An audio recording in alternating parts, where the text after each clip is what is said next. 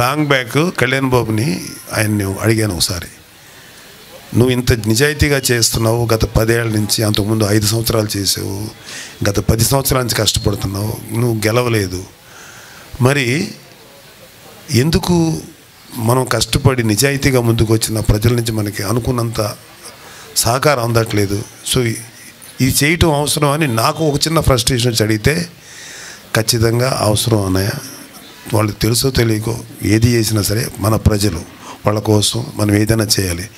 ముఖ్యంగా యువకులు వాళ్ళు అన్నిటికీ తెగించి ముందుకు వచ్చి మనకు నిలబడినందుకు ఖచ్చితంగా ఈ రాష్ట్రంలో ఉండే యువకులకి మనం అండగా నిలబడి వాళ్ళని గొప్ప భారతదేశానికి అద్భుతమైన భవిష్యత్తు ఇచ్చే నాయకులుగాను, మనుషులుగాను, పౌరులుగాను తీర్చిదిద్దాలి.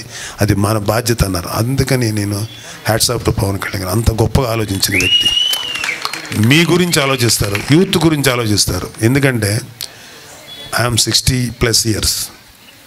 మాకు ఈ ప్రపంచంలో చూడటానికి పెద్ద గొప్ప థ్రిల్స్ ఏమి మిగల్లా, గొప్ప విషయాలు ఏమి మిగల. మేము చాలా చూసాం, మంచి ప్రభుత్వాలు చూసాం, పరమ దుర్మార్గమైన ప్రభుత్వం చూసాం.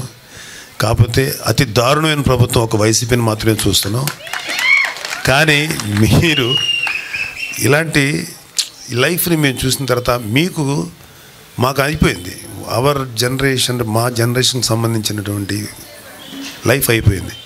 బట్ ఇవాళ అక్కడ ఉన్న ఒక కుర్రోడు ఉన్నాడు, లేకపోతే ఒక అమ్మాయి ఉంది, వాళ్ళ భవిష్యత్తు ఏంటి? ఇక్కడ ఉన్న కొంతమంది యొక్క మీ పిల్లల భవిష్యత్తు ఏంటి? ఇలాంటి నీచమైనటువంటి ప్రభుత్వ సామాజిక పరిస్థితుల్ని, ఆర్థిక పరిస్థితుల్ని మన బిడ్డలకి ఇవ్వాలా? ఇదా మన బాధ్యత? మనకు బాధ్యత లేదా? మన వరకు హ్యాపీగా ఉండి ఏదో ఉన్నంతవరకు కష్టపడితే ఏదో సుఖపడితే సరిపోద్దా? మా బాధ నెక్స్ట్ జనరేషన్స్కి, మీ పిల్లల కోసం, మీకోసం, అంటే ఇక్కడ ఉన్న యూత్ కోసం.